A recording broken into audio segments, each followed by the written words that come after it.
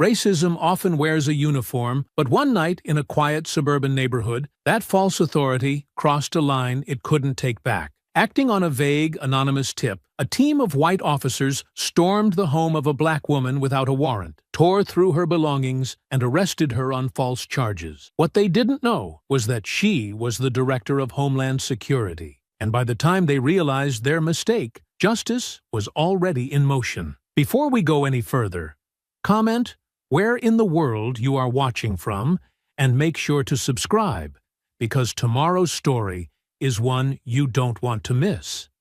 The last slant of sunlight stretched across the hardwood floors like gold threads, catching on the framed medals that hung in perfect alignment above the stone fireplace. Celeste James moved through the quiet of her home with the grace of someone long accustomed to command, but no longer needing to raise her voice to enforce it. Everything around her had its place. Everything was as it should be. Her house, tucked neatly at the end of a curved cul-de-sac, blended seamlessly into its surroundings. Modern, tasteful, and intentionally unremarkable. White trim framed the gray stone siding, while a narrow porch held two carefully arranged flower pots, each one seasonally maintained with quiet discipline. To a passing glance, the home could have belonged to a retired professor, perhaps a widowed writer, someone polished but ordinary. There was no visible security, no boast of rank or wealth. That, too, was by design. Inside, it was another world. Celeste sat at the glass dining table, posture as straight as a ruler, tablet in hand. A secure feed streamed quietly before her. Encrypted chatter from suspect accounts, unusual purchase patterns flagged by federal monitors, and a curated list of departmental personnel glowing in amber against a black interface. Her eyes narrowed slightly as she tapped one of the names. It expanded to reveal the latest internal review forwarded by Agent Marcus Thorne. One of their flagged officers, a mid-tier patrolman with 3 excessive force complaints already on record, had just received another suspicious deposit from an untraceable crypto source. Again. She entered a brief note in her private log. Her fingers moved efficiently across the soft-lit keys. The keyboard made no sound. The open-concept living space remained still, interrupted only by the faint hum of the ceiling fan and the subtle beeping of background access logs cycling through silent updates. In the adjacent kitchen, a kettle cooled on the induction stove. Her dinner, long finished, had been a routine meal. Broiled salmon, a cucumber and dill salad, and a glass of still water. It was always the same on Thursdays. Routine wasn't just comfort. It was strategy. Predictability brought clarity. Control. Upstairs, the smallest guest room had been converted into what could only be described as a private field post. Black servers stood humming beneath a custom desk, cables arranged with precision, monitors positioned in perfect geometric symmetry. The shelf above held a small collection of labeled flash drives and encrypted burners, each one tagged with numerical codes that only she could interpret. But she rarely worked from that room anymore. Most of the incoming field data came directly to her wristwatch or tablet now, and she preferred the silence of the first floor. She checked the time. 9:42 p.m. Still early enough to finish reviewing the precinct's personnel rotation reports before logging off. Somewhere just beyond the fenced tree line of her yard, a dog barked once and fell silent. Down the street, the rhythmic ticking of sprinkler systems began to cycle, rising in sequence like clockwork. Porch lights glowed across manicured lawns. Her neighborhood, quiet, suburban, and seemingly untouched by chaos, had always felt like a sanctuary from the corruption she worked to expose daily. The irony of that had never been lost on her. She was halfway through a flagged text thread, its language subtly evasive, when her system pinged twice in quick succession and then went still. She froze. That pattern was rare. It meant something had tripped the passive surveillance perimeter she maintained around her home. Normally, it was nothing more than a passing cat or teenagers cutting across lawns. Still, Celeste James had never made a habit of ignoring the little things. Remaining seated, she reached for the tablet again and toggled the cam feed embedded near the front of the house. The night vision flickered for a moment, then leveled out into its familiar dull green glow. A vehicle, dark SUV class, had pulled up along the curb just outside her driveway. The headlights were dimmed. The engine was still running. The license plates were partially obscured, either by dirt or design. The camera zoomed once. 4 adult males sat inside. No movement yet. No one had exited. Celeste narrowed her eyes. No visible weapons. No ski masks. No obvious signs of a threat. But something was wrong. Years spent operating in unstable countries, places where your life often depended on noticing the wrong twitch in a soldier's cheek or a shadow in the wrong window, had sharpened her instincts beyond anything most domestic agents could measure. There was no visible cause for alarm yet. No breach. No action taken. But instinct said otherwise. On the other side of the windshield, Officer Cole Renner adjusted his collar and leaned forward, tapping his fingers against the steering wheel. His jaw worked slowly as he scanned the house, lips curled with a mixture of irritation and certainty. In his passenger seat, Officer Rick Donnelly shifted uncomfortably, double-checked his holster, and glanced toward the dash-mounted laptop that held nothing but a hastily typed copy of the anonymous tip they'd received. Neither man wore standard uniforms.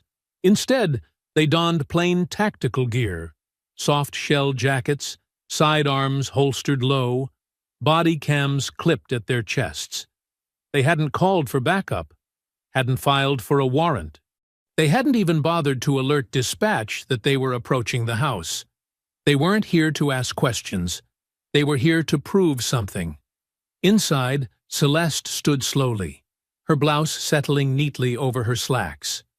She moved through the living room with controlled precision, her bare feet silent on the dark oak floor. She stopped just behind the curtain, keeping to the shadow, and watched as the 4 figures stepped out of the SUV in near unison. No identification, no words, just pale faces under the streetlight and the heavy, deliberate sound of boots grinding against her gravel path. She stepped back, calmly, but with absolute clarity. Then came the knock. 3 sharp, deliberate strikes against the door. Not a knock, a warning. She glanced at the secure control panel mounted near the staircase. No alerts, no city system pings, no badge verification. Whoever they were not logged. They were not official. Another pound. Louder this time. The doorframe quivered. Celeste took a breath. Steady, deep, unshaken. "Who is it?" she called, her voice clear, calm, and unmistakably in control. Silence. Another heavy blow. She took 1 step toward the entryway. The door exploded inward. Wood shattered. Hinges tore loose. The frame burst open as 2 officers surged inside, flashlights sweeping violently across the space. Boots thundered on tile. Orders clashed in overlapping chaos. "Hands where I can see them!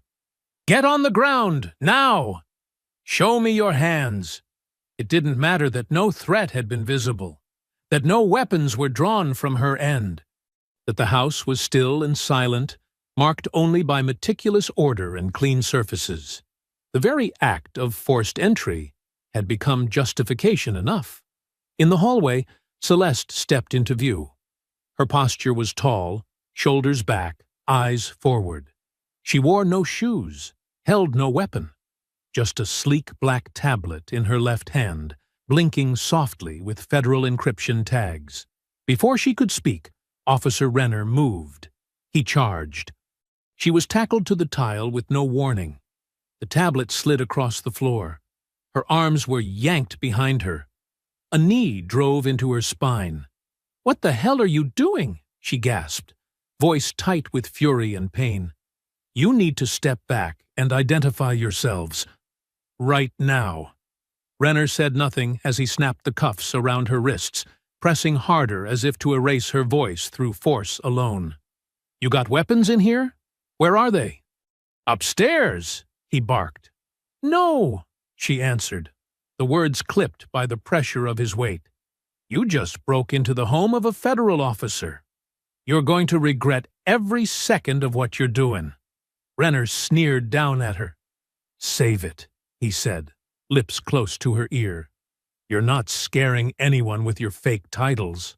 But something flickered in Donnelly's eyes, hesitation, maybe even recognition, as he scanned the space around them. No evidence of a crime, no sounds of danger, just a calm, elegant home, and a woman who hadn't screamed once. And somewhere in that silence, a truth was already taking shape. He pulled her up roughly and shoved her against the wall. She didn't resist, didn't shout. Her breath came steady through flared nostrils. Her eyes didn't blink. Donnelly swept past the living room, into the office space. He hesitated, looking at the setup. He recognized the gear, high-end, secure, government level. He felt a prickle run down his spine. "Renner," he called over his shoulder, "we need to slow this down." "You're too soft," Renner shot back, already moving into the next room. "We're doing our job." But Donnelly's gut was twisting now. Something about the house didn't add up. This wasn't some low-level arms drop spot. Everything was too precise, too clean. And the woman, she wasn't afraid. She was furious and confident. Confident enough to believe they'd made a mistake they couldn't undo.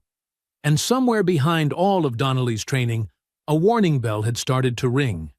Too quiet to stop the raid, but just loud enough to remind him. They hadn't checked who they were really dealing with. Not yet. The sound of a drawer slamming open echoed down the hall like a gunshot. Donnelly winced, but didn't stop Renner. He trailed behind him now, flashlight beam scanning every untouched surface like it held the answer to why they were really here. In the hallway, books lay scattered across the floor. History, political science, case law. Not the kind of reading you'd find in a dealer's den. Renner moved like a man convinced.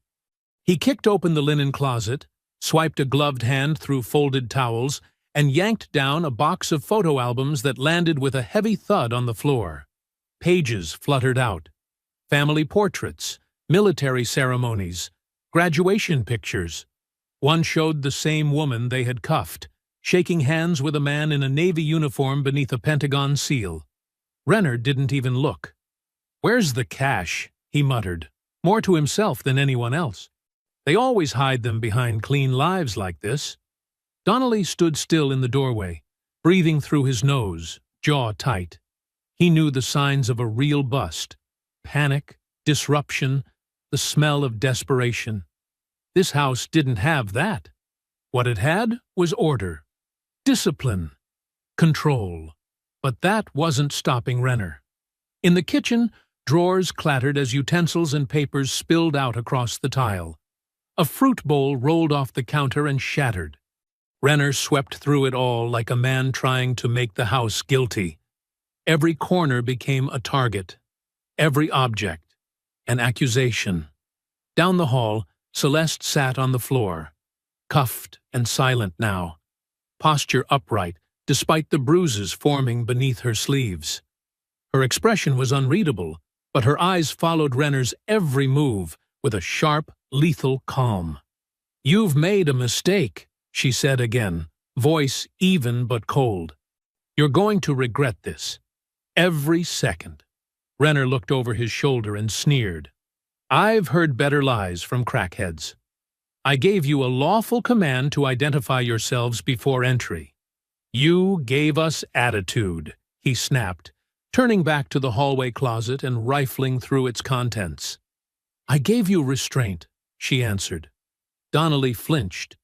It was the way she said it, not loudly, not as a threat. As a fact. Renner didn't catch it. He was too busy kicking in the door to a basement she didn't even use, yelling down the stairs as if an army might be waiting below. Nothing but the hum of a freezer and stacked emergency supplies greeted him. Still, he descended. Donnelly finally moved toward her, crouching halfway down. "Ma'am," he started, keeping his voice low. "Is there anyone else in the house? Any weapons we need to know about?" Her eyes locked on him. "You need to call your supervisor. Now. I'm trying to work with you." "No," she said, sharp now. "You don't get to pretend we're on the same side. You let him break into my home. You let him pin me to the floor like an animal. You stood there while he destroyed everything I built. So don't call this working with me." He opened his mouth, then shut it. A muscle in his cheek twitched. "I live here alone," she continued. "I own everything in this house. I have no criminal record. I have held federal clearance longer than you've worn that badge. You're in a place you don't understand, chasing ghosts based on a lie. You're saying the tip was fake? I'm saying the tip was planted," she said. "I'm saying you're being used." The floor above them creaked. More boots, more voices. They were flipping mattresses now, searching behind walls, pulling out vent covers. And the house, a home just hours ago, was no longer a place of safety. The warmth was gone. The air now held the scent of sweat, rubber gloves, and broken trust. Donnelly stood and stepped into the hallway. He pulled out his radio, uncertain of what he even meant to say, when Renner's voice cut through the noise. "Bingo!" Donnelly hurried toward the sound. In the office, Renner stood beside a wall safe, its door now open. He held up a sleek black case, unlatching it to reveal a pistol nestled in foam lining. "Unregistered Glock," Renner said with satisfaction, though he hadn't checked the serial number. He was already assuming guilt. "She tried to hide it, but we got it." Donnelly frowned. He stepped closer, noting the manufacturer's stamp and intact serial. "That's not unregistered. That's clean. She said she has federal clearance. She probably has a carry permit." "She's lying," Renner barked. "You think some deep state spook's gonna live out here in the suburbs? She's fronting.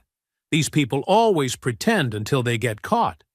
"These people," Donnelly repeated, more to himself than anyone else. The room was spinning now, not with motion, but with realization. The woman on the floor, the books, the photographs, the encrypted systems, all of it was true. She wasn't lying. She wasn't resisting. She was watching them build a case on nothing. Back in the living room, Celeste sat perfectly still. Her eyes scanned the walls. Her cameras were gone. Disconnected or smashed. She knew the pattern now. She had seen it before, in other cities, with other officers. The same posture. The same arrogance. The same erasure of dignity disguised as protocol. But this time, they had chosen the wrong house, the wrong woman.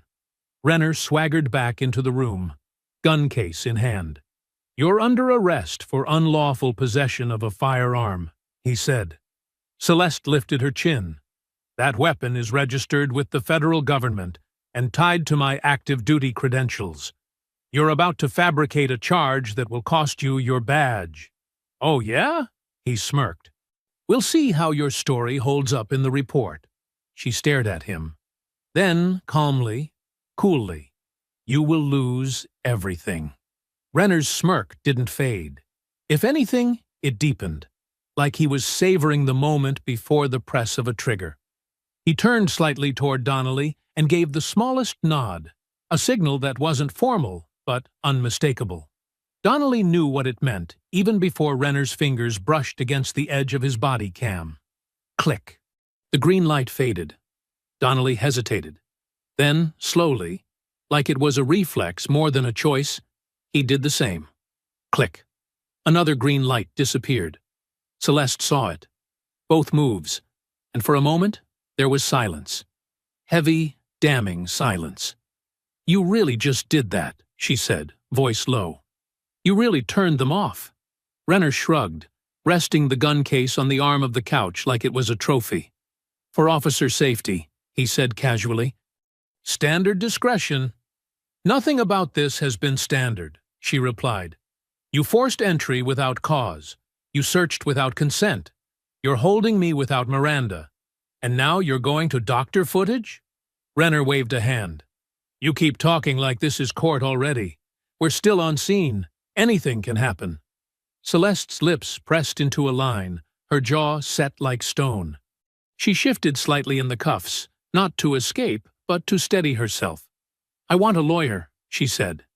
You'll get one, Renner said, already moving to his belt. At the station. I'm invoking my rights now, she repeated. He ignored her. You're escalating without justification, Donnelly said under his breath, suddenly uncertain. Renner threw him a look. You in or out, Rick? You want me to write this up solo? Donnelly hesitated again, just long enough for guilt to get a foothold, but not long enough for courage. I'll back the report, he muttered. Celeste turned to face Donnelly. There was no contempt in her stare, only certainty. You know what you're doing, she said softly. You know this is wrong. Donnelly didn't respond. He walked toward the front door, pretending to inspect the busted frame. Renner pulled Celeste roughly to her feet. You're resisting, he said, as he yanked her arm. I am not, she snapped, steady on her legs. He jerked her harder. You just tensed up. That's resisting. She laughed once, bitter and cold. You're really going to put that in your report, aren't you? Suspect tensed while standing. We've charged people for less. He started walking her toward the door, but she didn't move fast enough for him. Move, he barked, shoving her forward. She stumbled once, caught herself, and turned her head just slightly. You're doing this for what? A headline? A promotion? You think you'll make Lieutenant framing a woman in her own home? Renner didn't answer. His silence wasn't doubt. It was calculation. As they stepped outside, the cool night air hit her skin like a slap. Neighbors had gathered now, silent, confused. Phones up, filming. No one spoke. Renner kept his grip tight on her arm. Donnelly walked beside them, head down, avoiding every lens aimed in their direction. At the cruiser, Renner pushed her into the back seat with unnecessary force. The cuffs bit into her wrists. You just made this very easy for me, he said through the open door. You kept talking, refused to cooperate, made me nervous. She stared up at him, head tilted slightly. You weren't nervous, she said. You were excited. She adjusted herself without flinching, and the door slammed shut behind her, echoing through the quiet street. In the front seat, Donnelly exhaled. She's going to file. She's got nothing, Renner replied. Some shiny plaques and a story. We've got footage of the weapon, the case file, her resisting. You turned off the cams. Renner turned to him, his eyes sharp. You want out? Go ahead. Tell IA you got cold feet. But you know how this works. We do the paperwork right. She gets buried in process. Maybe she fights it, maybe she doesn't. Either way, we're not the ones in handcuffs right now. Donnelly looked out the windshield. For the first time, the cruiser felt like a cage, and he wasn't sure who was trapped inside.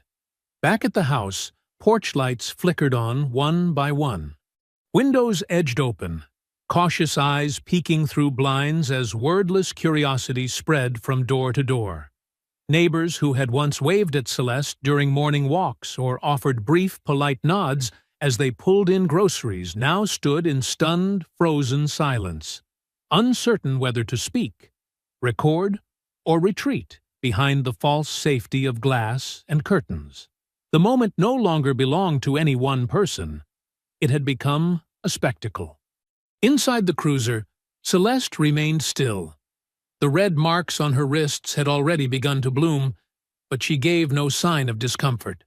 She adjusted herself in silence, chin lifted, gaze steady.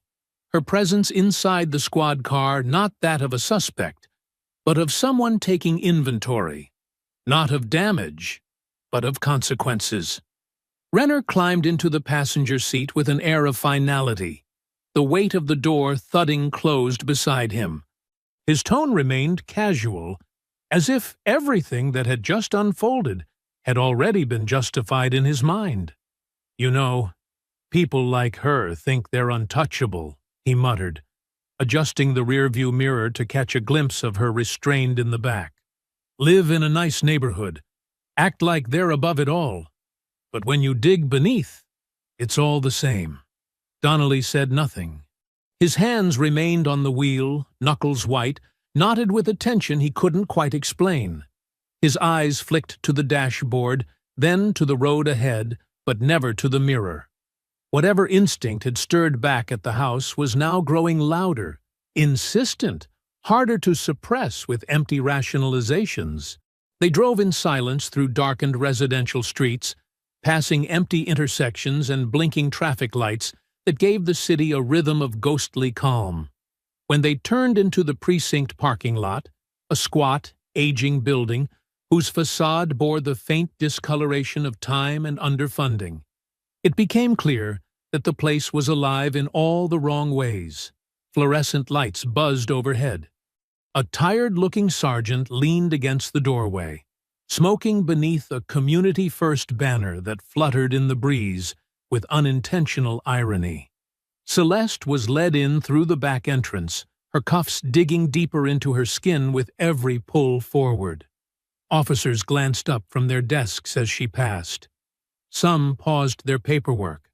Others chuckled under their breath. One leaned toward his colleague and said low, "Guess she thought no one would notice her little side hustle."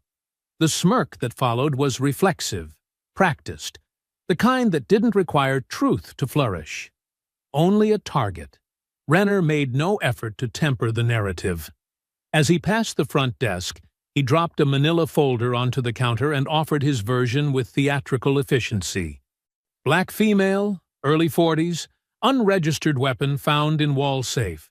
Claims she's with the feds. No paperwork to show for it. We'll process and hold until verification." The clerk raised an eyebrow. "Did she give a name?" "Said she was director something," Renner replied with a shrug. "Probably watches too many movies." Laughter murmured through the room like static. Celeste didn't flinch. She was led to the booking station, where she stood straight-backed beneath flickering lights that cast long shadows across the scuffed linoleum. When the technician reached for her hands, she raised them with quiet obedience. Her fingertips met the scanner glass with practiced ease. The machine beeped. Once, then again. But no data populated the screen. Renner had, of course, entered the information incorrectly. A deliberate misspelling. A manufactured void. "She's not showing up," the clerk muttered. "Big surprise," Renner answered without missing a beat. "Probably gave us a fake." Donnelly stood off to the side, arms crossed, shoulders stiff. He watched the exchange without speaking, the tightness in his chest now stretching into something heavier, something that no longer felt like procedural discomfort, but more like the slow, undeniable realization of being caught in the early stages of a disaster. Celeste turned her head slightly, her voice cool and unwavering. "I want my phone call." Renner waved his hand dismissively. Yeah. After we finish intake. You've already booked me. You've submitted a charge. You've entered me into the system. I am entitled, under state and federal law, to one phone call immediately upon completion of arrest protocol. You are now violating that right." Renner exhaled through his nose and gestured toward the caged phone room. "Go ahead. Knock yourself out." Escorted into the side room, Celeste stepped toward the receiver without hesitation. She lifted it from the hook, dialed a number from memory, one of only 3 committed to it for precisely this kind of scenario, and waited. The line clicked once. A voice answered, crisp and alert. Celeste spoke with the full weight of authority that neither the cuffs on her wrists nor the wreckage of her home could diminish. "This is Director Celeste James. Activate the Federal Response Team. They just raided my house." She ended the call without another word. When she turned, Renner stood just outside the threshold, one hand on his belt, his expression flickering between doubt and amusement. He looked at Donnelly, who stood farther down the hallway, his face pale, brow damp. "Director, huh?" Renner said with a smirk. "She's good. I'll give her that." But Donnelly didn't return the smirk. And in that moment, neither of them realized that the air in the building had already begun to change, not because of what they had done, but because of who, exactly, they had just done it to. The walls of the precinct seemed to settle back into their usual rhythm.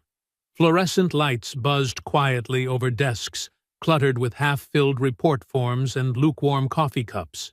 Phones rang, keyboards clacked, and muffled voices passed case files and sarcasm in equal measure. No one spoke of the woman who now sat in holding, except in quick quips or dismissive mutters. The officers on duty assumed it was already over. Another caller. Another exaggerator who talked too big and folded once the door closed behind her. Renner leaned back in a rolling chair near the front of the bullpen, legs stretched. A smug grin still etched across his face as he worked on the narrative that would accompany the arrest. Every detail would be written in the passive tone of law enforcement fiction. Suspect was combative, officers proceeded with caution. Unregistered weapon was discovered in a concealed safe. He would conveniently forget the body cam outage. He would emphasize the resistance that had never occurred. Everything would be squared away in a few paragraphs, signed and sealed before sunrise. Donnelly sat across the room, elbows on his knees, staring at a file he hadn't turned the page on in over 20 minutes. His mind had replayed the sound of her voice on the phone at least a dozen times. The calm authority, the certainty, the chilling precision of the words. "Activate the Federal Response Team." He kept trying to tell himself it was a bluff, the kind people make when they're cornered. But bluffers stammer, bluffers fold. She hadn't done either. At precisely 1:16 a.m., the first sound that unsettled the precinct was so subtle it was almost ignored. The heavy, synchronized thrum of tires grinding to a halt on the gravel behind the building. A second later came the unmistakable slam of car doors, methodical and unhurried, followed by footsteps that didn't hesitate between paces. By the time the front doors of the station swung open, 3 black SUVs sat parked across the rear lot, their engines still idling like they were waiting for someone who wouldn't be staying long. The room shifted at once. Conversations stalled mid-sentence. Chairs rolled back. Heads turned. And then they entered. 4 agents in dark suits moved through the precinct lobby without introduction or explanation. Their expressions were unreadable, their steps deliberate. No one reached for a badge. No one needed to. The air around them was their identification, years of precision, power, and rank woven into their posture. One of them, a tall black man with a clipped beard and earpiece coiled at his jawline, stepped forward with a leather folder in hand. He didn't raise his voice. He didn't need to. "I need access to your holding area. Now." The desk sergeant blinked, hands frozen over a keyboard. "And you are?" The agent opened the folder, tilted it forward, and held it steady for precisely 2 seconds. "Agent Marcus Thorne, Department of Homeland Security." A slow inhale passed through the room like a ripple. The name carried weight. More than that, it carried context. DHS did not send ground agents to local precincts at 1 in the morning without cause. Before the sergeant could fumble for a reply, another agent stepped forward, her voice low but firm. "Where is Director Celeste James?" The pause that followed was the longest moment of the night. Renner, halfway out of his chair, straightened abruptly, his body stiffening like he'd been struck. Donnelly stood, the color draining from his face entirely. Several officers looked toward each other, blinking in disbelief, suddenly scrambling to remember every word they'd said in the past few hours. The lead agent looked around the room once, eyes sweeping across the stunned faces like a lens, locking in on every movement, every attempt to recede into the background. He pointed toward the hallway with a slow, measured hand. She outranks every single person in this building. The room froze. Not one person spoke. Not one offered a defense. Renner tried to muster something, some half-spoken protest about mistaken identity, about records not matching, about false claims, but nothing made it past his lips. His mouth opened, then closed. He sat down. Thorne gave no time for rebuttals. He walked past the desk and straight toward the holding corridor. The door buzzed open. The agents entered as if the building belonged to them, because, in truth, it did now. A minute later, the door opened again, and Celeste walked out, not flanked, not escorted, but accompanied. The cuffs had been removed. Her blouse was wrinkled, her wrist still marked by red lines, but her posture hadn't lost a single degree of its precision. Her gaze swept the bullpen, locking eyes with every officer who had dismissed, insulted, or manhandled her. No one met her stare for more than a second. No voices called after her. No apologies were offered. The sound of her shoes on the linoleum was the only noise that filled the precinct as she moved calmly toward the exit. Renner stood slowly, almost involuntarily, as if pulled upward by a need to reassert control. But Celeste didn't even glance in his direction. She passed him as though he didn't exist, and in that moment, for all his bluster and badge, he didn't. Donnelly watched from the far corner of the room, his arms limp at his sides. He didn't try to hide his shame. And when Celeste paused at the threshold of the precinct doors, her eyes met his, not with forgiveness, but with something far colder. Recognition. He had known better, and he had chosen not to act. Outside, the SUV doors opened without a word. Celeste entered the back seat. The convoy pulled away, engines humming into the night, disappearing as smoothly as they had arrived. Inside, the station remained still. The routine had been shattered. And though no alarms had sounded, every officer in the room knew something had changed. Something permanent. The morning sun filtered reluctantly through the shattered remains of her living room window, brushing across a floor strewn with broken glass, overturned furniture, and the fractured remnants of a life upended.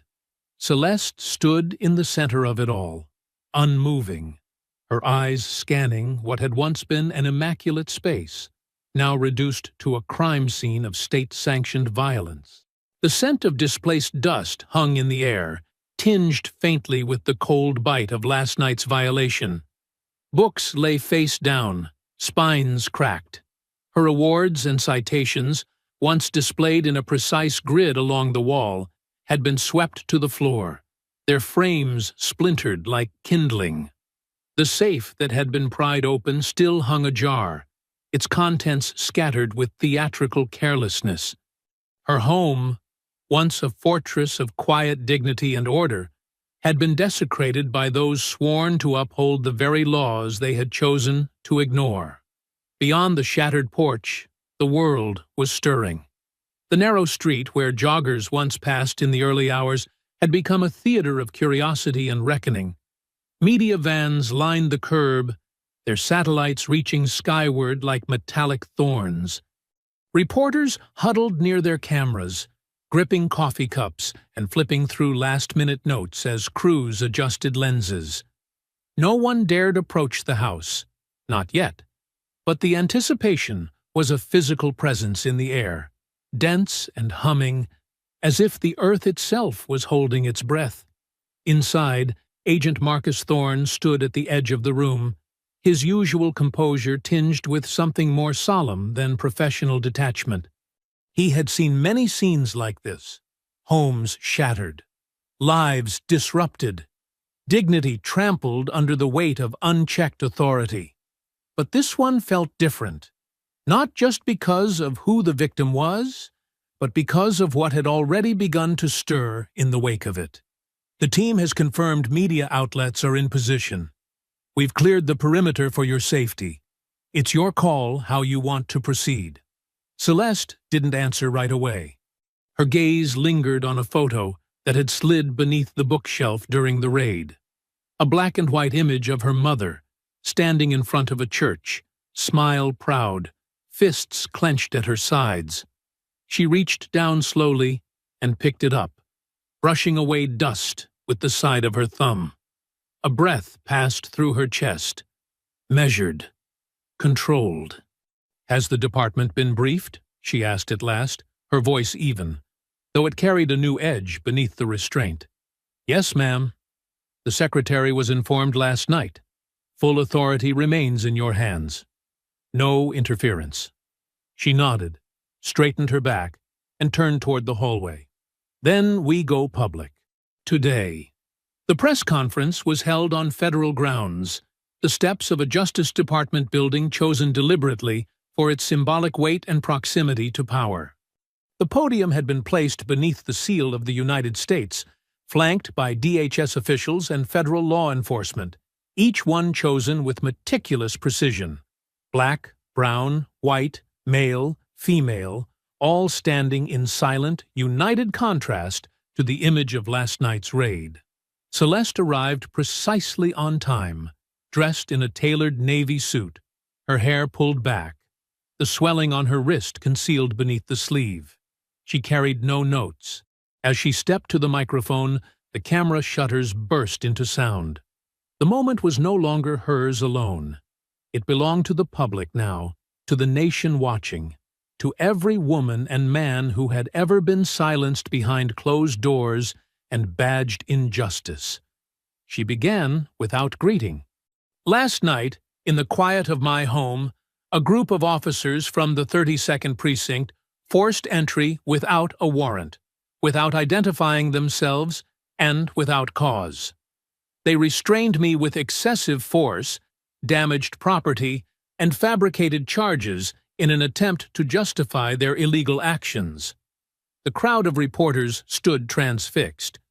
"I am Celeste James, Director of Homeland Security." She let the silence that followed stretch long and unflinching, allowing the weight of her words to land in every ear and every lens. She did not soften them. She did not shield the public from the truth with the usual diplomatic buffer. They did not know who I was. They did not ask. They made assumptions based on my address, my appearance, and a falsified tip traced to an internal source within their own department. They acted without due process, and they were wrong. From the edge of the crowd, a gasp carried faintly through the static of recording devices. "Effective immediately," she continued, "a full federal investigation has been launched into the conduct of the 32nd Precinct, including its leadership, internal affairs practices, case handling, and use of force history. Every officer involved in last night's raid has been suspended pending investigation. The police chief has been notified. The mayor has been briefed." She paused once more, her eyes scanning the sea of cameras, microphones, and notepads. "This is not just about me. This is about the unchecked culture of assumption, aggression, and impunity that too often hides behind the shield of authority. This time, it was a director. But before that, it was a teacher, a nurse, a father, a child. We must draw the line, here and now." She stepped back from the microphone. There was no applause, no dramatic music, only the deafening echo of truth as it settled across the city and radiated outward like a signal flare. Reporters surged forward, shouting questions, but Celeste did not return to the podium. She had said what needed to be said. By mid-afternoon, headlines had spread across every major network. Director of Homeland Security, wrongfully arrested in illegal raid. Federal probe targets rogue precinct. She outranks you all. The moment the system turned. Within hours, the officers involved were formally suspended. Their names, now public record, flashed across screens in bold fonts. Their booking photos from prior disciplinary hearings unearthed and republished with biting clarity. The precinct's phone lines were flooded. City officials scrambled to release carefully crafted statements. But the narrative had already been claimed, and it did not belong to them. Celeste returned home that evening beneath a quiet sky. The crowd had gone. The media had moved back. But inside the house, the damage remained. Not just physical, but symbolic. Still, as she stepped over a cracked picture frame and made her way to the control room where the servers still pulsed quietly in the dark, she felt no rage, no fear, only purpose. By the time the sun had fully set on the day of the press conference, the story had already taken on a life of its own, reshaped, amplified, and refracted through 1,000 different lenses across the country. News anchors, podcast hosts, and opinion columnists each seized the moment with fervor, cycling Celeste James's name through chyrons and hashtags as if trying to pin down something too large to fully capture in headlines alone. It wasn't just the raid or the fact that she was Director of Homeland Security.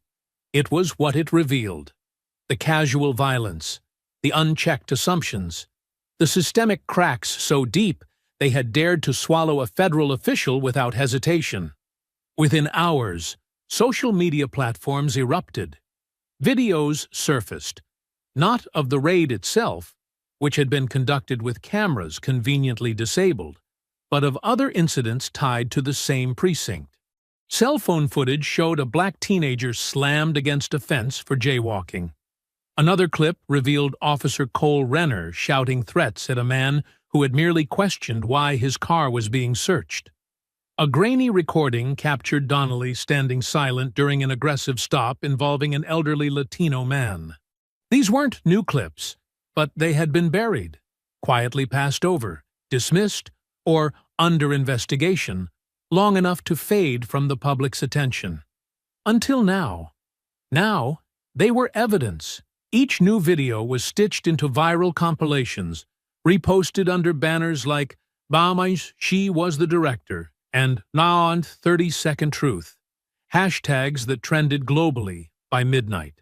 Comment sections filled with outrage, not only for Celeste, but for the countless unnamed victims whose stories hadn't triggered a federal response because they didn't carry a badge or a title. For every person who had once been told they were imagining the bias, the footage was vindication. For every family that had filed a complaint and been ignored, the headlines were a long overdue acknowledgement. The rage was real, and it moved fast. Civil rights organizations mobilized almost immediately. The Legal Justice Coalition released a joint statement condemning the officers involved and demanding the appointment of an independent oversight board. The NAACP scheduled a march for the following weekend. Black legal scholars appeared on major networks, laying out the constitutional violations in precise detail, while former officers spoke out against the culture of impunity that had flourished for years in precincts like the 32nd. Outside the precinct building, crowds gathered. What began as a quiet vigil quickly evolved into a rally. Protesters carried signs with phrases like, "You can't erase the truth," "Who's next?" and "Justice wears a face you ignored." The energy was intense but disciplined. No fires, no broken windows, just voices raised in unison, some crying, some chanting, all unwilling to let the news cycle bury the moment too soon. Inside her home, Celeste watched none of it. She refused interviews. She declined television requests. She issued no further public statements. Her silence was deliberate, calculated. In a world where people rushed to own narratives, to inject their voices into the storm, Celeste let the facts speak. let the voices of others rise. She understood better than most that credibility wasn't in how loudly you demanded justice. It was in how precisely you built it, brick by brick, with actions that could not be unraveled. Thorne had offered to set up a private security perimeter, but she declined. She had nothing to hide, and she wasn't going anywhere. Let them see her house. Let them see what it looked like when the state broke into the home of a law-abiding citizen. Let the ruins speak for themselves. She spent her hours not in interviews, but in debriefings. The task force had begun cataloging complaints filed against the 32nd Precinct over the last 7 years. The numbers were staggering. Dozens of excessive force complaints, a string of cases where video footage was inexplicably lost or corrupted, and a pattern of arrests clustered suspiciously in the city's historically black neighborhoods. Worse, internal affairs had marked the majority of these cases as unsubstantiated, often citing lack of cooperation from victims who had, in reality, never been contacted for follow-up. Each page told a story, each form a quiet betrayal, dressed in bureaucratic indifference. Celeste reviewed them all. She made notes in the margins, highlighted patterns, marked connections between names and dates, between officers and outcomes. To the public, the raid had been a shocking misstep. To Celeste, it was confirmation. Her investigation into internal corruption had never been about suspicion. It had been about timing, about watching the net tighten until those responsible became confident enough to make one wrong move. They had. Now, she had everything she needed. Still, it was not vengeance she moved toward. It was restoration. Her aim wasn't just to remove a few bad actors, but to disassemble the culture that allowed them to flourish unchecked. This moment, magnified by public attention, wasn't just a chance to punish. It was a mandate to rebuild. Across the country, mayors and governors began quietly reviewing their own departments, wary of similar scandals erupting under their watch. Internal memos circulated. Compliance checks were ordered. Police chiefs held emergency meetings. What had happened in one quiet neighborhood had become a mirror, reflecting unspoken truths back at a system long overdue for reckoning. And through it all, Celeste remained still, not silent, not idle, still, because when the whole world was rushing to catch up to the truth, the one who had already known it didn't need to shout. The 32nd Precinct had always carried the scent of wear and authority. Old linoleum masked with fresh polish, coffee-stained walls patched with half-hearted paint jobs, the unrelenting echo of heavy boots crossing tile floors day and night. But on this morning, the air had shifted. It wasn't just tension, it was scrutiny. It was the unmistakable hum of a system being peeled open, layer by layer, in full view of the very institution it once believed it could hide behind. By 7:00 a.m., a team of federal agents in tactical suits, backed by internal affairs personnel and overseen by Department of Justice auditors, entered through the front and back entrances simultaneously. They bore no weapons drawn, no battering rams or yelling. Their presence was silent, but absolute. Clipboards, scanners, and sealed evidence crates replaced the usual clatter of radios and hallway banter. The raid wasn't a show of force. It was a reclaiming of truth, executed with surgical precision. Captain Halverson, the precinct commander, had barely taken 2 steps into the building when he was intercepted at the door by a federal supervisor and handed a warrant that bore the full weight of Homeland Security's investigative authority. His face turned an unnatural shade of pale. The page trembled slightly in his hands as he skimmed the first paragraph. "You have no jurisdiction here," he managed, though it sounded more like a wish than a declaration. "We do now," the agent replied calmly, stepping past him without pause. Desks were cleared, computers unplugged and bagged. servers detached and sealed into black forensic containers. Lockers were opened, their contents catalogued and photographed. Every file cabinet was emptied, page by page, the contents logged under chain of custody protocols, while officers stood off to the side, watching the dismantling of their home turf with quiet dread. There were no accusations shouted, no hands thrown up in protest. This was not an ambush. This was accountability, slow, methodical, and absolute. One officer, a tall man with buzzed hair and a decorated sleeve of unit patches along his arm, suddenly broke from the line. Without warning, he turned and made for the back stairwell, muttering something no one could hear. Agent Reyes, who had been quietly reviewing body cam audits by the reception desk, didn't even glance up. She lifted her radio and spoke into it with the calm of someone who had done this 100 times. Unit 2, East Stairwell. Possible evasion. Within seconds, 2 agents intercepted the officer before he reached the emergency exit. He was restrained without incident. The only sound that followed was the buzz of the security door locking behind them as they escorted him to a side room. At the far end of the hallway, Officer Gregson, a second-tier sergeant known more for silence than swagger, sat at his desk, his fingers hovering above a keyboard that hadn't moved in minutes. His breathing had grown shallow, sweat forming along his collar despite the cold. As the files from Internal Affairs rolled past him, each one bearing names, dates, and digital timestamps, something inside him seemed to crack open. He stood abruptly, not with the confidence of resistance, but with the unmistakable tremble of collapse. An Internal Affairs investigator turned as he approached, notebook in hand. "I need to talk," Gregson said, his voice hollow. "I can't carry this anymore." They led him quietly into an interview room. Inside, the dam broke. He spoke of falsified tips, anonymous messages crafted by officers within the department to justify raids in specific neighborhoods.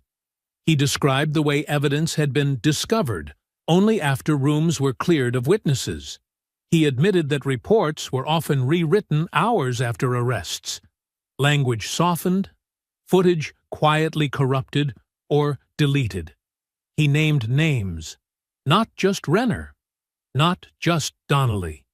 He listed lieutenants, dispatchers, field supervisors, people who had allowed the rot to fester by pretending it didn't exist. "I didn't do all of it," he said at one point, barely above a whisper. "But I watched, and I didn't stop it." He looked up at the agent across from him, eyes rimmed red. They came after her because she made them nervous. She didn't act scared like the others. And they hated that. The confession was recorded in full, transcribed, and signed. Within an hour, Gregson was under protective review. His name was added to a separate list, one for whistleblowers to be considered for immunity, depending on the scope of cooperation. As word of his confession spread through the building, the silence among the other officers deepened. Even those who had never crossed a line now feared the light sweeping through the precinct. The problem wasn't that one or two of them had made bad decisions. It was that the institution had made space for them, had shaped itself around silence and plausible deniability, until no one could tell where the fault lines began. Out in the main bullpen, Renner's desk sat empty. He hadn't reported in that morning. Donnelly, however, had. He sat in the conference room, staring through the glass at the chaos unfolding around him. He hadn't been questioned yet, but he knew it was coming. He felt it in the way the agents walked past without acknowledging him, in the way files were being stacked with his name printed cleanly at the top. His phone buzzed silently in his pocket. A message from a number he didn't recognize. You still have a choice. No sender. No reply. He didn't need to guess who had sent it. Across the city, Celeste remained out of view.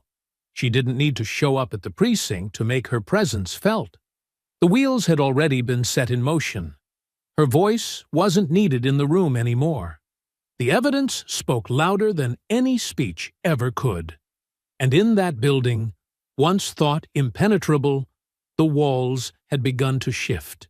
While the precinct unraveled under the weight of its own secrets, Celeste moved with purpose through quieter halls, far from the cameras, far from the chaos, into the heart of the investigation she had long prepared for. Beneath the secured floors of DHS Field Division 4, where fluorescent lights hummed low and steel doors closed with biometric seals, the real work was underway. In the dim hum of the surveillance room tucked beneath DHS Field Division 4, lines of code cascaded across the high-resolution monitors like rivers of truth finally breaking through stone. The hum of cooled servers filled the space with a low, constant pulse as Celeste stood behind the lead digital forensics analyst, her arms folded, eyes fixed on the screen as though the data itself owed her an explanation. What they were uncovering wasn't just a mistake, it was a blueprint, deliberate, engineered, and precisely executed. "Confirmed," the analyst said, tapping a key that froze the screen on a chain of timestamps. The original message, what they used to justify the raid, was sent through a spoofed account routed through 3 proxy servers. But when we pulled the origin node's metadata, we found 2 overlapping IP signatures. Both are departmental. One's from the internal server at 32nd. The other is trickier. Celeste didn't blink. "Where?" The analyst hesitated. "It came from a mobile hotspot registered under an officer's personal device. We traced the MAC address. The phone was on precinct grounds 3 nights ago. It pinged cell towers twice, once near the station, once in your neighborhood. Less than 5 minutes after the tip was submitted." Celeste leaned forward, the glow of the monitor catching the faint shadow under her eyes from sleepless nights. "Show me who it belongs to." The analyst tapped through a few more screens, bringing up a personnel file. A photograph loaded.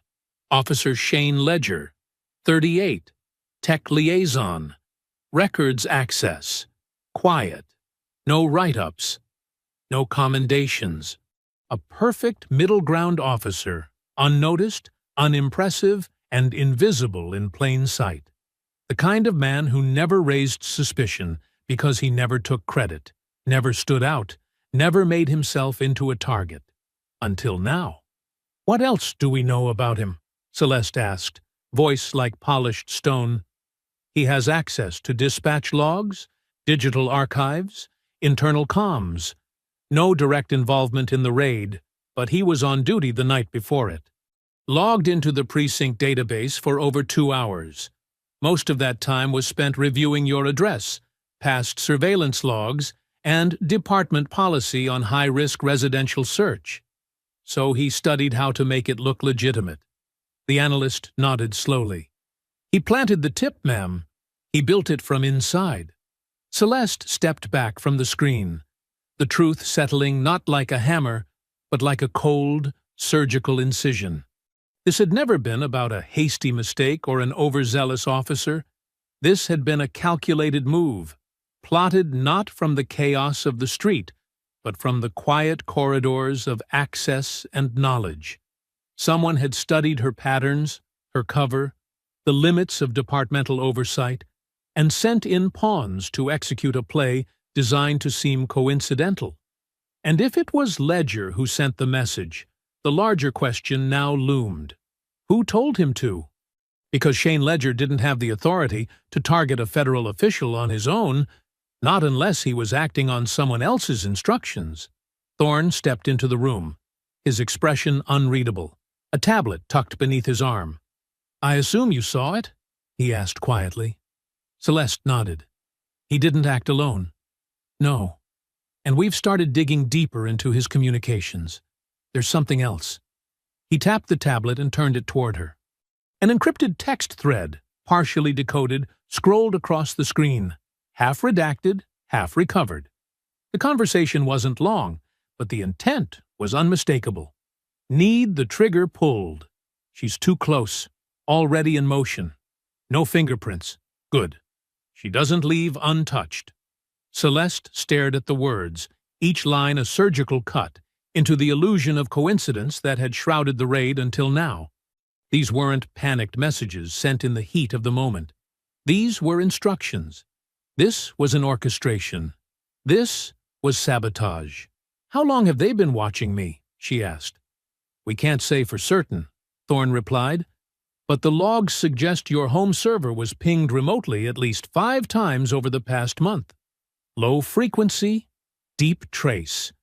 Whoever this is, they didn't want access to your devices. They wanted your routine, your hours, your blind spots." Celeste's gaze darkened. "They knew I was building the investigation." "They didn't just know," Thorne said. "They tried to shut it down before it matured. And when they couldn't get close enough quietly, they tried to discredit you publicly." A long silence settled between them. Not paralysis. Calculation. This wasn't just about an officer gone rogue. It was about infiltration.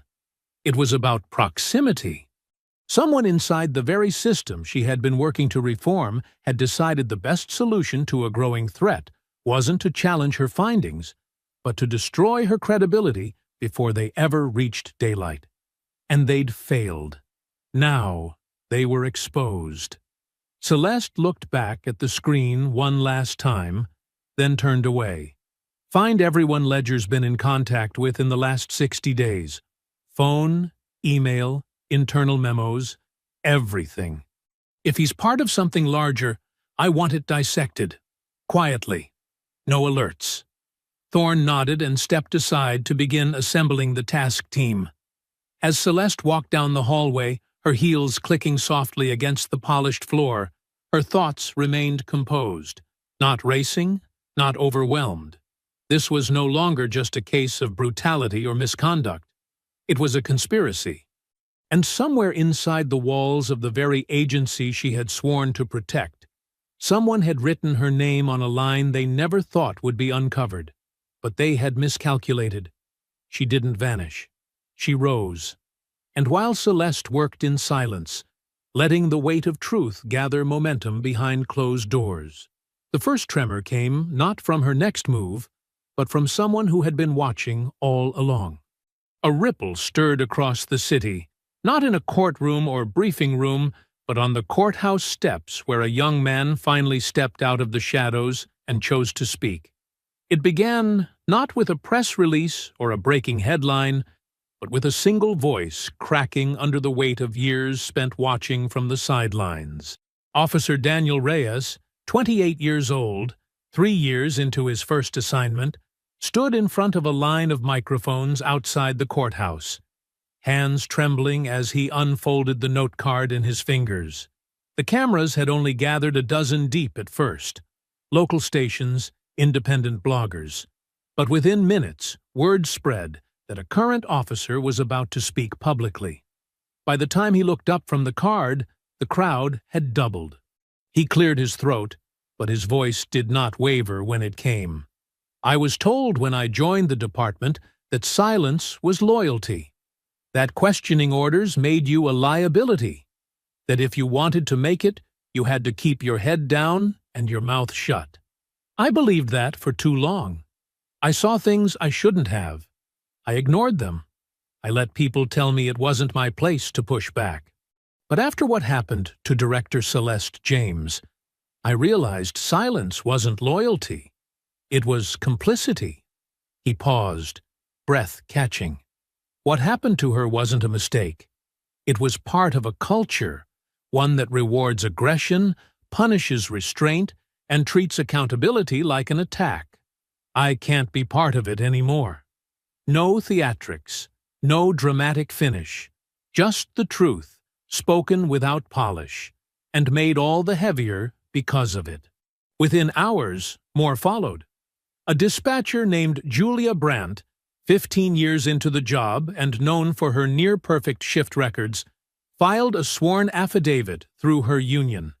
In it, she described receiving direct verbal instructions 3 separate times over the last year to lose specific 911 call recordings tied to controversial stops made by the 32nd Precinct. The orders hadn't come through official memos. They were given quietly, in corners of the operations room where no transcripts could catch them. She had complied, she admitted. She had deleted recordings, reassigned call tags, and edited timestamps at the request of superior officers. But now she wanted to make it right. Other voices joined in, each one adding weight to the story that had, until now, been considered isolated. A rookie patrolman shared that body cam footage was often reviewed off-record by sergeants before being submitted, allowing corrections to narratives before they were locked into evidence. A former precinct clerk admitted she had been pushed out of her role after questioning why certain civilian complaints never appeared on internal logs. The testimonies did not come in a flood, but in a steady, unrelenting stream. Each one corroborated the last. Each one chipped away at the facade the department had spent years constructing. At City Hall, the district attorney's office could no longer afford to remain a silent observer. D.A. Helen Stroud, a pragmatic figure known more for cautious procedure than sweeping action, stepped in front of a podium and delivered a rare midday statement.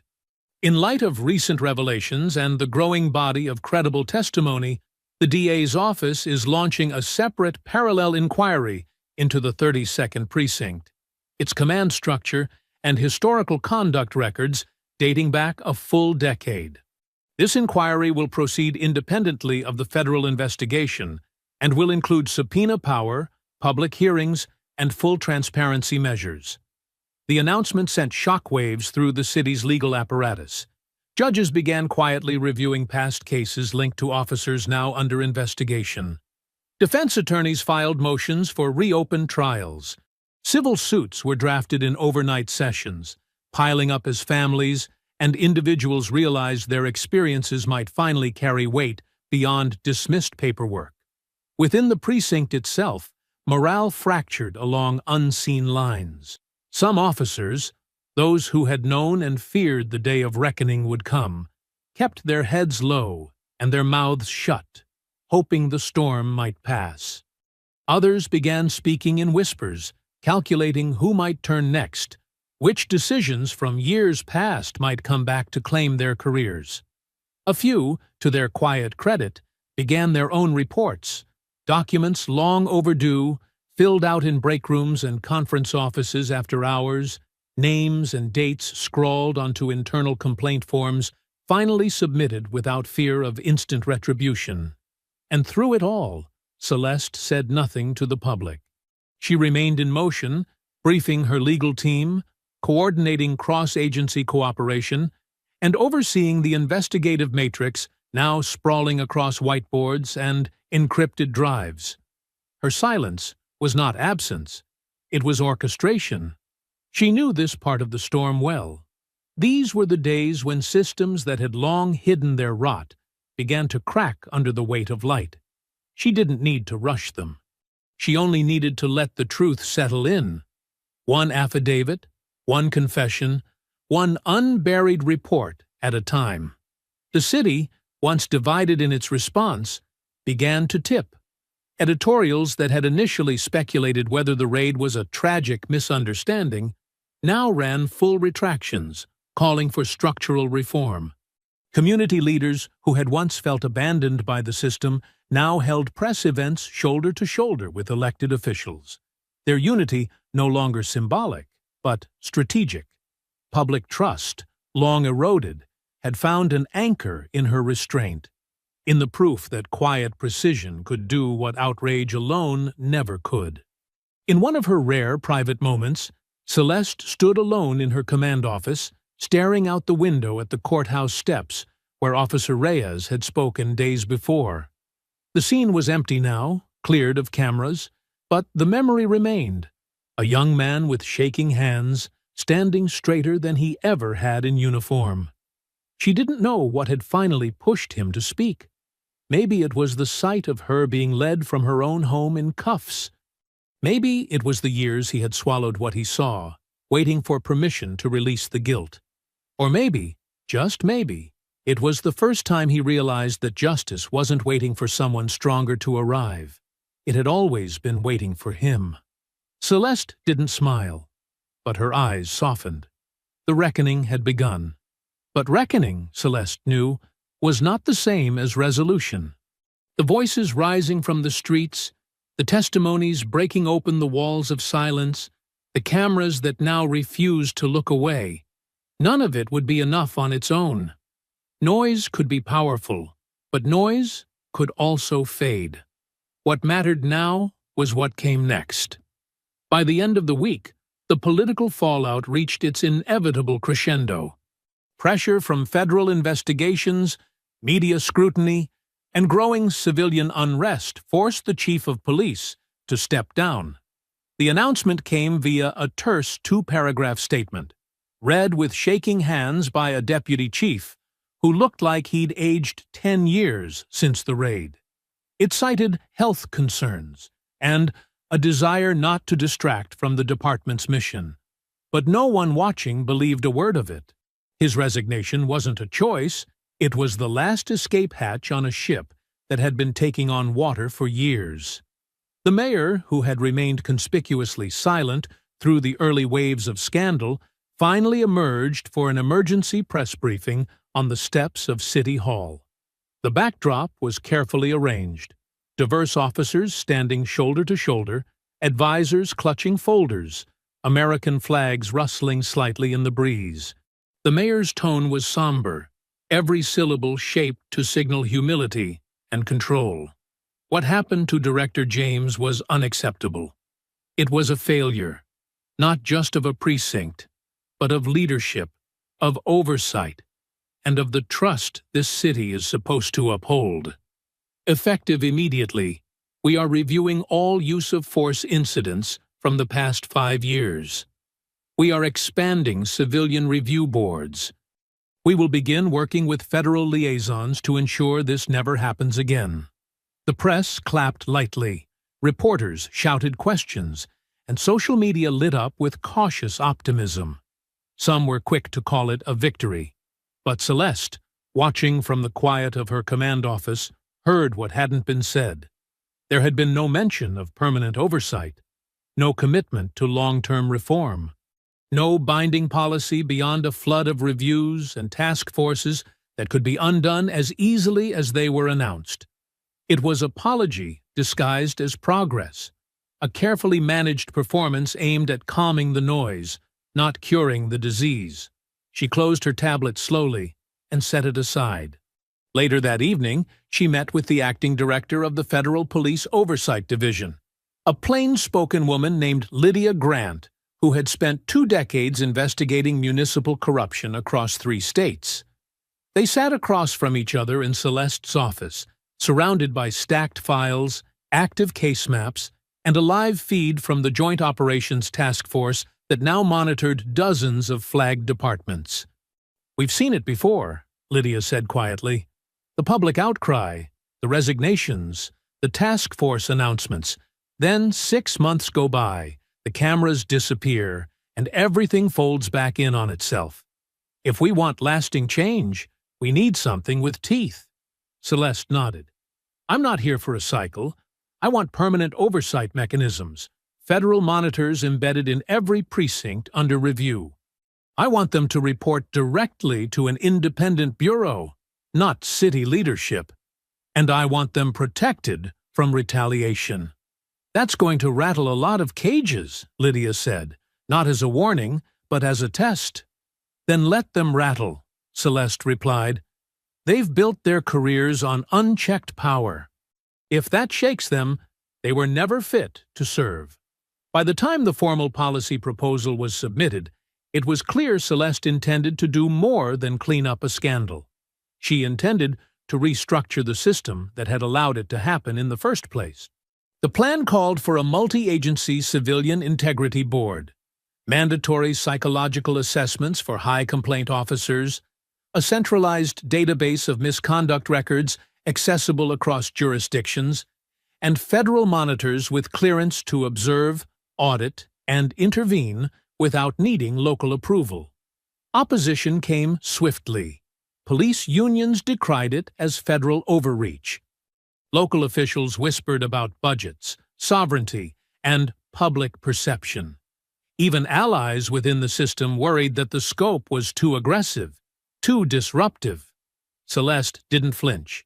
She appeared before the Senate Subcommittee on Domestic Security and Accountability with the same calm presence that had once de-escalated foreign diplomats in war zones. She laid out the raid, the planted tip, the body cam deactivation, and the fabricated charges. She detailed the pattern of suppression, the erased evidence, the coded language officers used when they thought no one would decode it. And then she made it clear. This wasn't a political moment. It was a structural reckoning. Until accountability becomes institutional, abuse will always be personal, she said, her voice firm but unhurried. The problem is not just in the incidents, it's in the insulation. We cannot keep asking communities to trust a system that answers only to itself. This is not just about fixing what happened to me. It's about preventing what has happened to thousands whose names never reached a podium. She left the hearing without theatrics, refusing the swarm of reporters who waited outside. Her words echoed louder than any follow-up interview could have. Back in the city, momentum began to shift again, not with protest or scandal this time, but with policy.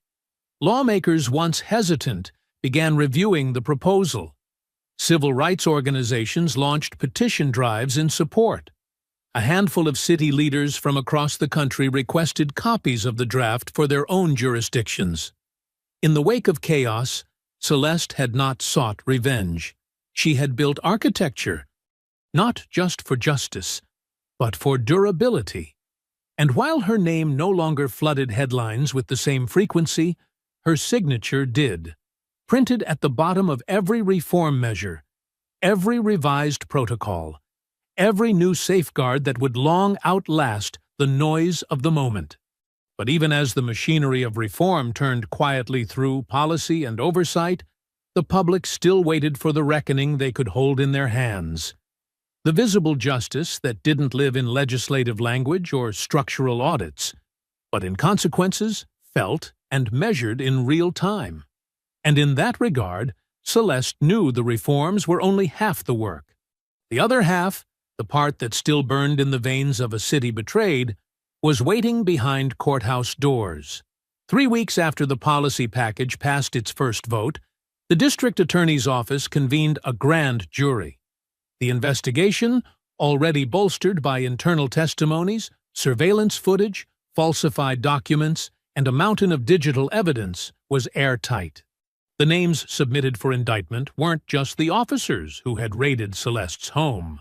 They included those who had falsified reports afterward, those who had conspired to suppress prior complaints, and those who had quietly enabled it all by doing nothing. The indictments came down in clusters.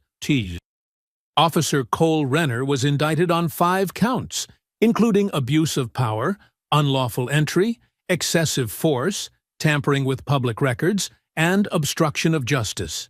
His name appeared on dozens of internal memos, flagged incident reports, and redacted dispatch entries that suddenly made sense when placed side by side.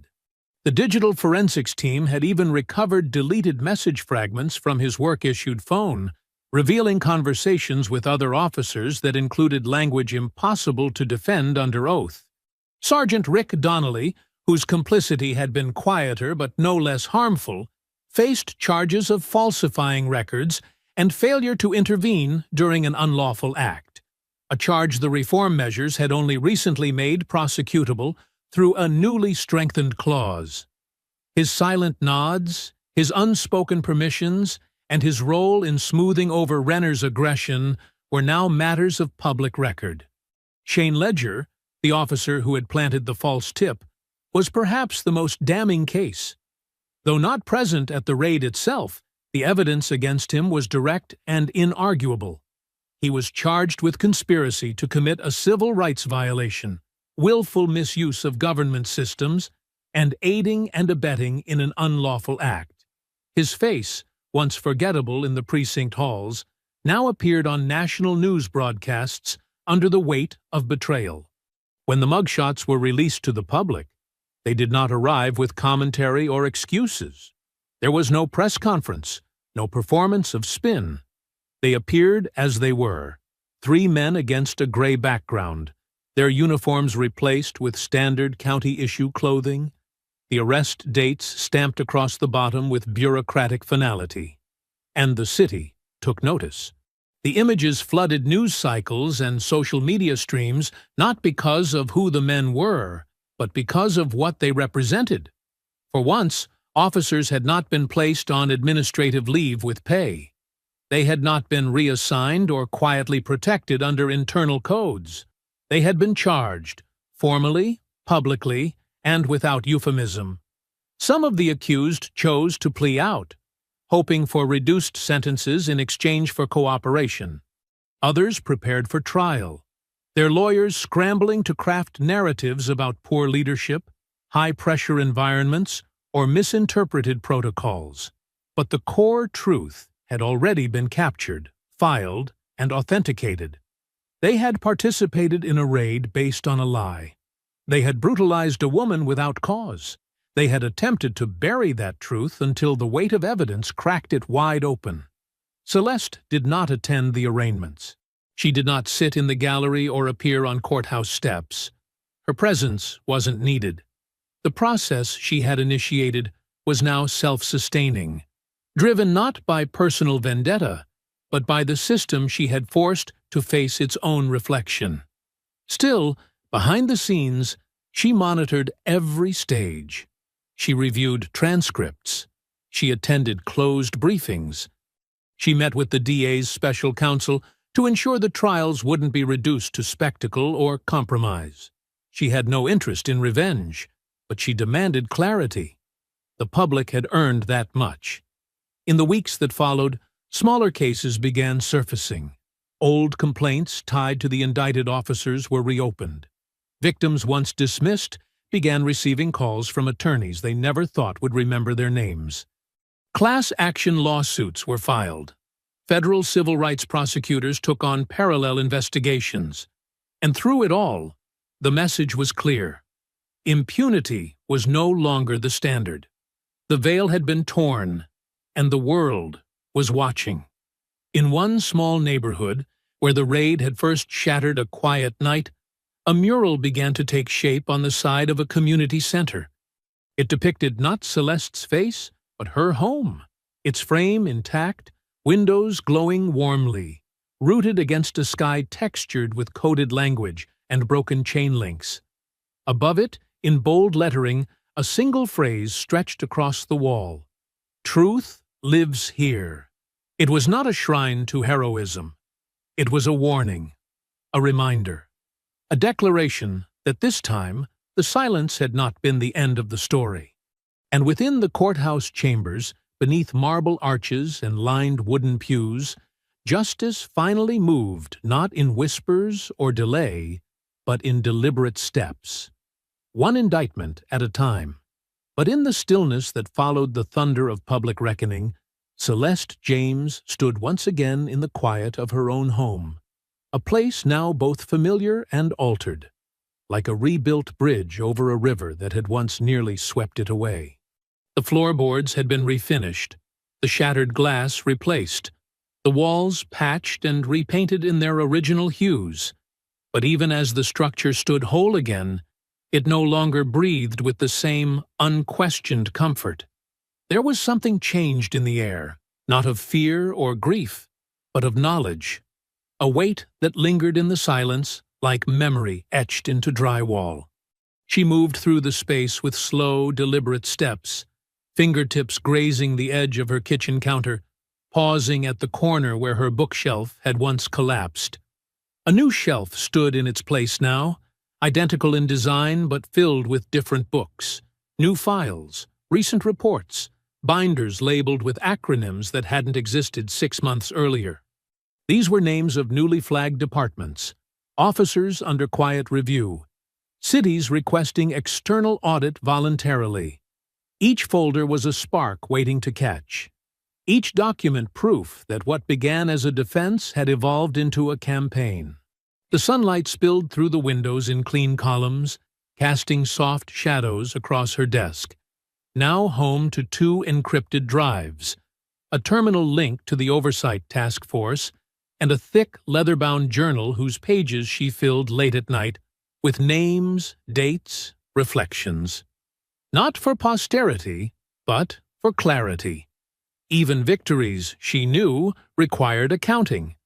The house, in its repaired state, still carried faint reminders of the night it was broken into. A subtle creak in the hallway, where a boot had crushed a floorboard. A stretch of drywall with paint just a shade too perfect to match the rest. But she had chosen not to cover everything. Some signs, she believed, were meant to stay, not as trauma, but as testimony. She stood at the window overlooking the street where the raid had begun. The neighborhood was quieter now, less crowded with onlookers or media vans. The rhythm of suburban calm had returned, but with a different cadence. Neighbors who had once waved cautiously now nodded with a sense of reverence. Some brought meals, others mailed letters. A few just left notes, small handwritten acknowledgments folded beneath her door with words like, "Thank you for staying," or "I didn't know until I saw." Celeste hadn't answered most of them, not because she didn't appreciate the gestures, but because the work was far from finished. She didn't need gratitude. She needed vigilance. The front door opened without warning, but without threat. Only one man in her life ever walked into her house that way. Agent Marcus Thorne stepped into the foyer, removing his coat with that signature precision that had made him an ideal field operative for over 2 decades. His tie was loosened, sleeves rolled up, eyes sharp but carrying the weariness of long hours and mounting responsibilities. "I knocked," he said, setting a takeout bag on the counter. "But you're worse than any perimeter alarm I've seen." "You heard me halfway down the block?" Celeste offered a faint smile, not from amusement, but recognition. "What did you bring?" "Something that doesn't come with paperwork or a briefing," he replied. "And no caffeine. You're 3 cups over your quota today." She raised an eyebrow. "You've started tracking my coffee?" "I've started tracking anything that keeps you vertical when you should be horizontal," he said, then added, "You haven't rested since the indictments." "I will," she said, though neither of them believed it. He pulled out containers, arranged them wordlessly on the counter. She didn't move to eat. Instead, she returned to the desk and opened a manila folder marked with a precinct number from another city, one now requesting voluntary oversight, inspired by the legislation her office had pushed through. Thorne watched her, arms crossed, leaning slightly against the edge of the island. He didn't speak for a long moment, letting the room settle around them, letting the weight of everything unsaid hang just long enough before choosing his moment. "You've done enough, Celeste. More than anyone could have expected. You've earned the right to step back." She didn't look up. "This was never just about me," she said. The answer came without pause, without defense. It wasn't deflection. It was clarity. She turned the page in the file. "I know," he said, "but even causes need commanders who can sleep." Celeste closed the folder gently, resting her hand over it. "I sleep," she said. Thorne gave a quiet laugh. "No, you drift. For 90 minutes. Between data pulls." She finally turned to face him. "There are people out there, Marcus, who still believe what happened to me was an exception. That justice was delivered because of my title. They don't see how close we came to burying the truth, how easy it would have been to erase me from my own home, my own name, if not for timing, access, pressure." Her voice didn't rise, but her eyes held steady. "I can't afford to vanish. Not yet." He studied her for a long moment before nodding, accepting the truth he already knew. "All right," he said. "But promise me one thing." "What's that?" "When this is over, and one day it will be, you'll walk through this house and remember that it stood. that you stood, not just for policy, not just for cases, but because they tried to silence you, and you answered with permanence. She didn't reply right away, but she placed the folder back into the cabinet, shut it gently, and turned back to the window. Outside, the street was still. A delivery driver passed. A child zipped by on a scooter. Nothing extraordinary, and yet everything had changed. "I'll remember," she said softly, "but only when I know the system will remember too." And in the quiet that followed, neither of them moved, because sometimes the hardest battles weren't fought in courtrooms or streets. Sometimes they were fought in the silence that came after, and she was still standing. The months that followed brought less spectacle but more change. The headlines grew less frequent, the interviews tapered, and the images that once saturated every screen began to fade, at least on the surface. But beneath the media cycle's churn, the foundation had shifted. Not just in her city, but across the country. What started as a response had become a framework. Celeste had not returned to the field in a traditional sense. She had not resumed a public schedule or re-entered the daily churn of politics and press. Instead, she did something far more disruptive. She stayed. Quietly, firmly, and with relentless clarity, she remained at the helm of what had now grown into a permanent division within Homeland Security. It was not a symbolic entity. It was funded, staffed, codified into federal oversight law, and built to endure beyond the tenure of any one administration. The name was simple: the National Civil Oversight Task Force. Its mandate was exact. Its reach was national. Celeste's office signed the final executive order at precisely 9:00 a.m. on a rainy Tuesday, her pen sweeping across the page with no ceremony, just finality. The legislation empowered her office to embed federal monitors in precincts with a history of misconduct, initiate surprise audits of internal records, and issue independent referrals to the Department of Justice without clearance from state or local governments. The Oversight Board, made up of prosecutors, civil rights advocates, retired law enforcement, and federal analysts, reported not to Congress or party commissions, but directly to the Office of the Inspector General, and Celeste, by unanimous internal vote, was named as its inaugural director. She had resisted the title at first, not because she feared the work, but because she understood the danger of building power without restraint. That had always been the root of the problem. But after reviewing the checks she had built into the system, after seeing the internal firewalls, the succession structure, and the civilian review pathways, all of which bore her fingerprints, she finally accepted. Not for herself, but for what would come after. Within the first month, 17 cities filed applications for voluntary audits. Some came from mayors eager to rebuild trust. Others came from departments with new leadership who saw oversight not as intrusion, but as partnership. In 2 cities, reform packages modeled after Celeste's template passed with overwhelming public support.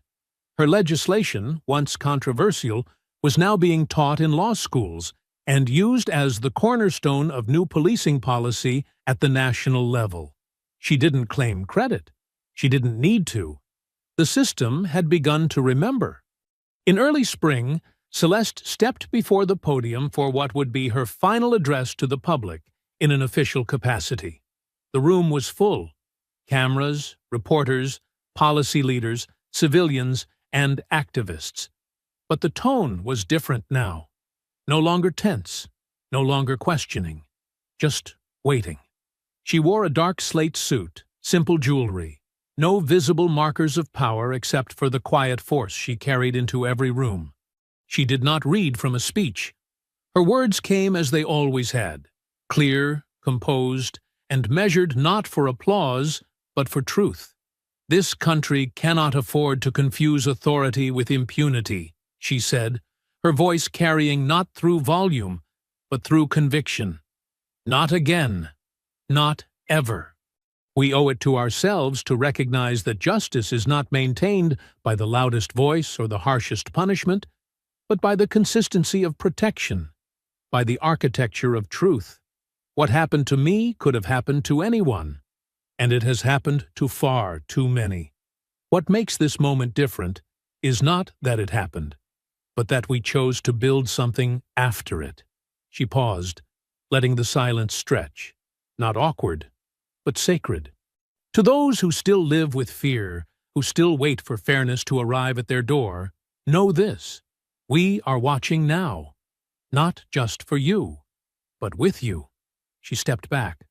No standing ovation, no orchestrated applause, just a room on its feet, quiet, bearing witness to something they didn't yet have words for. As the cameras cut, she turned from the podium, her coat already in her hand. She slipped it on without a word, buttoned it at the collar, and nodded once to the aide waiting by the exit. There were no reporters trailing her, no questions hurled in desperation. The silence was not an absence. It was an understanding. Another case was waiting. Not hers, but someone else's. A different city, a different badge, a different truth that had yet to be revealed. She stepped into the hall, footsteps steady, shoulders squared. The job was never just defense, it was reconstruction. I hope you enjoyed that story. Please share it with your friends and subscribe so that you do not miss out on the next one. In the meantime, I have handpicked 2 stories for you that I think you will enjoy. Have a great day.